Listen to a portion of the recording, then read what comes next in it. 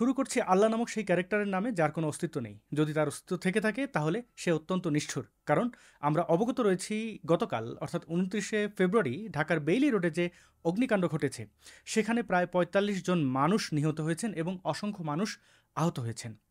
চিন্তা করে দেখুন, একজন ক্যারেক্টার যাকে আল্লাহ বলে ডাকা হয় তার যদি অস্তিত্ব থাকে তাহলে এরকম নিরপরাধ মানুষ পুড়ে মারা যান।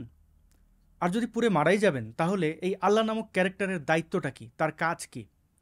যারা হায় হুতাশ করছিলেন এই ঘটনায় অনেকেই বলছেন যে আল্লাহ ওই নিহত ব্যক্তিদের জান্নাত দেবেন, তাদেরকে বেহেশত নাসিব করবেন। সেই বেহেশত দিয়ে আপনি করবেন কি? আমি এই ঘটনায় অর্থাৎ এই বেইলি রোডের অগ্নিকাণ্ডে হতাহত ব্যক্তিদের পরিবারের প্রতি সমবেতি এবং তাদেরকে মনে করিয়ে দেব, আপনারা যে বাড়ি থেকে বের হওয়ার সময় বিসমিল্লাহ বলে বের হন, কোনো কাজ করার সময় বিসমিল্লাহ বলেন, এই বিসমিল্লার তাৎপর্য কী? আপনারা বলেন শুরু করছেন আপনাদের সেই মহান আল্লাহ তাআলার নামে, যে কিনা পরম করুণাময় এবং দয়ালু। এটা যে কত বড় মিথ্যা সেটা আপনারা এই ঘটনার মাধ্যমে বোঝার কথা, কিন্তু আপনারা বুঝবেন কিনা সেটা একটি বড় প্রশ্ন। এই নিহত ব্যক্তিদের জান্নাত পাওয়ার কথা যে মোল্লা মৌলভীরা বলে, তারা কি এই জান্নাতে বিশ্বাস করে? আমরা সেই কুখ্যাত তেঁতুল হুজুর আহমদ শফিকে দেখেছি অসুস্থ হওয়ার পরে ভারতে গিয়ে চিকিৎসা করিয়েছিল। অন্যান্য মোল্লা মৌলভীরা দেশের বাইরে গিয়ে তারা চিকিৎসা করায়, আর যাদের সামর্থ্য নেই তারা দেশে চিকিৎসা করে। তারা যদি দেখতে পাচ্ছে যে একটু পরেই জান্নাত অর্থাৎ মারা যাবে, তারা জান্নাতে যাবে, তাহলে কেন চিকিৎসার আশ্রয় নেয়, হাসপাতালে যায়? তারাও এটা বিশ্বাস করে না যে জান্নাতে যাবে বা জাহান্নামে যাবে। সুতরাং যারা আপনাদের বলতে আসছে যে এই নিহত ব্যক্তিরা জান্নাতে যাবেন, তারা মূলত প্রতারণা করছেন। সচেতন থাকবেন। হাই হুতাশ করে খুব একটা লাভ নেই, কারণ আমরা কথায় কথায় সরকারকে দোষ দিই। আমরা কি খুব ভালো? আমাদের দেশে এত এত মুসলমান, তাদের চরিত্র কি? সৌদি আরবে রমজান উপলক্ষে জিনিসপত্রের দাম কমে। আপনারা ব্রিটেনের দিকে তাকান, অমুসলিমরা মুসলিমদেরকে খাবার বিলি করে, পণ্যের দাম কমিয়ে দেয়। বাংলাদেশে কি হয়? এই যে 90% মুসলমানের দেশ বাংলাদেশ, এখানে কেন পণ্যের দাম দ্বিগুণ হয়ে যায়? এরা কারা? ব্যবসায়ীরা কারা? আপনারা যদি ব্যবসায়ীদের যে সিন্ডিকেট রয়েছে তাদের দিকে তাকান তাহলে দেখতে পাবেন এরা জামাত শিবিরের লোকজন। তো তারা কেন রমজানে দাম বাড়ায়? এই যে রাস্তায় অগ্নিকাণ্ডের পরে আমরা দেখতে পাই অ্যাম্বুলেন্স ঢুকতে পারে না, ফায়ার সার্ভিসের গাড়ি ঢুকতে পারে না। এই রাস্তা দখল কে করেছে? আপনি আমি, আমরাই তো করেছি। আমরাই তো অসচেতন। অগ্নিকাণ্ডের পর আমরা দেখতে পেয়েছি কাচ্চি ভাই নামের যে ওখানে রেস্টুরেন্টটি ছিল সেখানকার ম্যানেজার, তিনি ওই অবস্থা দেখে, পরিস্থিতি দেখে তিনি নিচে নেমে এসেছেন এবং তিনি তাঁর অভিজ্ঞতা সাংবাদিকদের শেয়ার করেছেন। তো সেখান থেকে স্পষ্ট তিনি যদি বের হতে পারেন, সাথে আরও কয়েকজনকে নিয়ে বের হতে পারেন, অন্যান্যরাও বের হতে পারতেন। কিন্তু ওই যে আল্লাহর উপর সব ছেড়ে দেওয়া, আল্লাহ বাঁচাও বাঁচাও, হাই হুতাশ। কেন হাই হুতাশ করছেন? বাংলাদেশে বসবাস করলে আপনাকে এই মৃত্যুর ঝুঁকি নিয়ে বাঁচতে হবে। আপনাকে বুঝতে হবে আপনি কোন দেশে বাস করছেন। আপনি নিজে সচেতন নন, আপনি নিজে দুর্নীতি করছেন, নিজে অপরাধ করছেন, আর কিছু হলে সরকারের উপর দোষ চাপিয়ে দেবেন, সরকার এটা করে নাই, উন্নয়নের জোয়ারে এটা চাই না ওটা চাই না। নিজে আগে সচেতন হতে হবে। এই তথাকথিত সৃষ্টিকর্তা বা এই ধরনের ক্যারেক্টারের উপরে না তাকিয়ে আপনাকে পরিস্থিতি অনুযায়ী ব্যবস্থা নিতে হবে। আমার এই কথাগুলো আপনাদের খারাপ লাগতে পারে, কিন্তু এটাই বাস্তবতা। যদি এই বিষয়ে আপনারা একটু অনুধাবন করেন তাহলে এইভাবে আপনাদেরকে মারা যেতে হবে না। সচেতন থাকলে অবশ্যই হতাহতের ঘটনা অনেক কমতো। তো প্রিয় বন্ধুগণ, আমরা এবার চলে যাই সমসাময়িক কয়েকটি বিষয়ে। সেই যে পায়ু যোদ্ধারা, বলৎকার বাহিনী, তাদের যে ঘটনাগুলো ঘটছে, তাদের দ্বারা যে ঘটনাগুলো ঘটানো হচ্ছে, সেগুলো নিয়ে মোল্লা মৌলভীরা কথা বলে না, বাংলাদেশের আপামর যে মুসলিম সম্প্রদায় আছে তারাও কথা বলে না। যেমন গতকালকের ঘটনা, পঞ্চগড়ের দেবীগঞ্জ উপজেলায় আলহেরা নামক এই আবাসিক মাদ্রাসার প্রধান, দেখতে পাচ্ছেন এই মৌলভী, সে 6টি শিশুকে ধর্ষণ করেছে এবং এই ঘটনা ধামাচাপা দেওয়ার জন্য সে নাটকের আশ্রয় নিয়েছে। তার মাদ্রাসায় নাকি ভাঙচুর হয়েছে এমন কথাও বলেছে। পরবর্তীতে যদিও সে গ্রেপ্তার হয়েছে, কতটুকু শাস্তি সে পাবে সেটা একটি আশ্চর্যের বিষয়। এবং এই ঘটনাগুলো নিয়ে সাধারণ ধর্মান্ধ মুসলমান যাদের আমরা চিনি তারা চুপচাপ থাকে। এই ঘটনাগুলো গোপন করার চেষ্টা করে, পাছে ইসলামের বদনাম হবে, মুসলমানদের বদনাম হবে। এই বদনাম করে করে এই ধর্ষণগুলোকে প্রতিনিয়ত উৎসাহিত করা হয়, পায়ুযোদ্ধাদের আরও শক্তিশালী করা হয়। এইগুলোর ব্যাপারে অর্থাৎ এই ধর্ষণের মতো নিকৃষ্ট ঘটনার বিরুদ্ধে যদি আপনারা দাঁড়াতেন তাহলে এই মোল্লা মৌলভীরা ধর্ষণ করে বেঁচে যেত না, এই ঘটনা ধামাচাপা দেওয়ার জন্য বিভিন্ন নাটকের আশ্রয় নেওয়ার সাহস পেত না। একই ধরনের ঘটনা ঘটেছিল বেশ কয়েকদিন আগে বরিশালের আমতলিতে। সেখানকার একটি কওমি মাদ্রাসা, যার প্রধান মুফতি ওমর ফারুক, এই যে মোল্লাকে দেখতে পাচ্ছেন, তার মাদ্রাসায় বলৎকারের ঘটনা ঘটেছে বলে আমি ধারণা করছি, এবং সেই ঘটনাকে ধামাচাপা দেওয়ার জন্য সে একটা নাটক মঞ্চায়িত করেছে। সেই নাটকে ওই মাদ্রাসার যে মোল্লা ধর্ষণ করতে গেছিল শিশুদেরকে, সে দাবি করছে তাকে ওই মাদ্রাসারই শিক্ষার্থীরা পিটিয়ে হাসপাতালে পাঠিয়েছে, এবং সে এটাও দাবি করেছে যে তার কাছে থাকা নগদ অর্থ তারা লুটপাট করে নিয়েছে।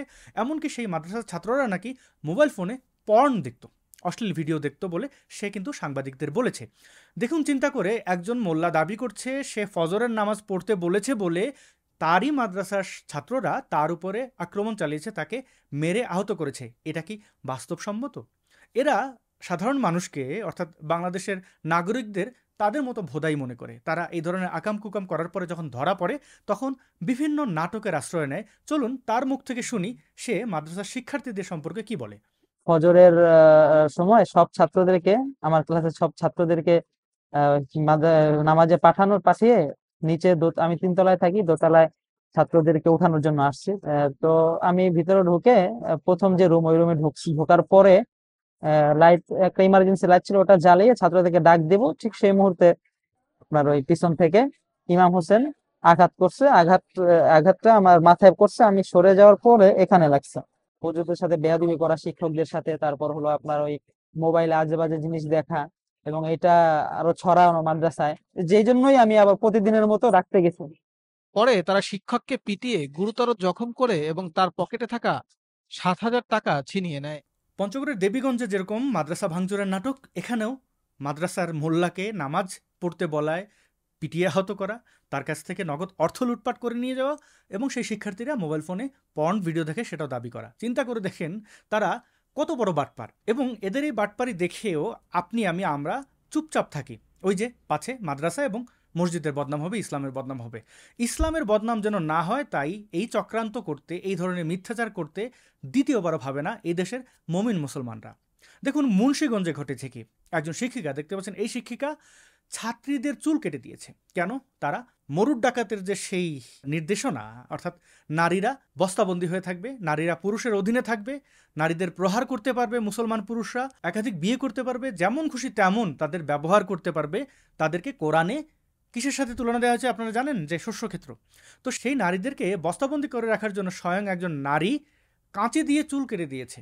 এই ঘটনায় সেই শিক্ষিকা যদিও বহিষ্কার হয়েছে, কিন্তু প্রশ্ন আসে এই ঘটনা ঘটানোর জন্য ওই স্কুল কমিটি দায়ী। সেই স্কুল কমিটির একজন, দেখতে পাচ্ছেন এই ব্যক্তিটি হচ্ছে একজন চরম মাত্রার সাম্প্রদায়িক। সে দায়িত্ব পাওয়ার পর থেকেই কিন্তু এই ধরনের বিকৃত ড্রেস কোড সে নির্ধারণ করে দিয়েছে, অর্থাৎ নারীরা বস্তাবন্দি হয়ে থাকবে। এই স্কুলে পড়া শিশুরা, কিশোরীরা, তারা বস্তাবন্দি হয়ে থাকবে, নইলে তাদের চুল কেটে দেবে, তাদের প্রহার করবে। তো এই ঘটনাগুলো আমাদের ইঙ্গিত দিচ্ছে যে আমরা প্রতিনিয়ত ভয়ঙ্কর দিকে যাচ্ছি, এক বিকৃত চিন্তা লালন করছি। আমাদের এই চারপাশটা ভরে গেছে এই ধরনের ধর্মান্ধতে। প্রিয় বন্ধুগণ, এই নির্মম সত্যগুলো যখন আমরা বলি তখন আমাদেরকে দায়ী করা হয়, অথচ দায়ী হচ্ছে যারা এই ঘটনাগুলো ঘটাচ্ছে, যারা এই অপরাধ করছে, যারা এই মানবতা বিরোধী কাজগুলো করছে। তাদের দিকে আঙুল না তুলে আমাদের দিকে আঙুল তোলার কোনো মানে নেই। আমাকে অনেক উদারপন্থী মুসলমানরা অভিযোগ করেন আমি তাদের নবীকে নিয়ে কথা বলি, তাদের আল্লাহকে নিয়ে কথা বলি, তাদের বিশ্বাস নিয়ে ব্যঙ্গ করি। কেন করব না? যে বিশ্বাসের কোনো ভিত্তি নেই, যে বিশ্বাস দ্বারা মানুষের কোনো উপকার হয় না, যে বিশ্বাসীরা অন্যের উপরে চড়াও হয়, তাদের বিশ্বাস চাপিয়ে দিতে চায়, তাদের প্রতি আমার কেন সম্মান থাকবে? হ্যাঁ, অনেক সময় আমি তাদেরকে দুঃখ প্রকাশ করে বলেছি যে আপনাদের মতো সাধারণ যারা মুসলমান, উদারপন্থী মুসলমান, তাদের ব্যাপারে আমার কোনো অভিযোগ নেই, তাদের ধর্মীয় অনুভূতিতে আঘাত দেওয়ার কোনো ইচ্ছে বা চেষ্টা আমার নেই। একই সাথে এটাও সত্য, এই উদারপন্থী মুসলমানরা কিন্তু জায়গায় জায়গায় চুপচাপ থাকেন। যেমন আমাদের হত্যা করার জন্য যখন হামলা করে এবং সেই হামলা পরবর্তী সেই ধর্মান্ধ শ্রেণী যখন উল্লাস করে, তখন কিন্তু এই উদারপন্থী মুসলমানরা চুপচাপ থাকেন, তারা কিন্তু প্রতিবাদ করেন না। এই যে কিছুদিন আগে আমার পেজ হ্যাক করার চেষ্টা করেছে এবং সামান্য সময়ের জন্য হলেও তারা দখলে রেখেছিল, তখন এই ধর্মান্ধদের অন্যান্য যে উইংগুলো রয়েছে তারা কিন্তু উল্লাস প্রকাশ করেছে। তখন এই কোমলমতি যে মুসলমানরা, কিউট মুসলমানরা, তারা কোথায় ছিলেন? এই ধরনের কাজ আপনারা করবেন, অর্থাৎ আমাকে চাকরিচ্যুত করবেন, দেশ থেকে বিতাড়িত করবেন, হত্যার চেষ্টা করবেন, সোশ্যাল মিডিয়া হ্যান্ডেলগুলো অবৈধ পন্থায় অন্যায়ভাবে কেড়ে নেওয়ার চেষ্টা করবেন এবং উল্লাস করবেন, সেটার প্রতিবাদ এই কোমলমতি কিউট মুসলমানরা করবেন না। আবার তারা এসে আমার কাছে দাবি করবেন আমি যেন তাদের ধর্মীয় অনুভূতির দিকে একটু তাকিয়ে কথা বলি, সেটা তো মেনে নেওয়া যায় না।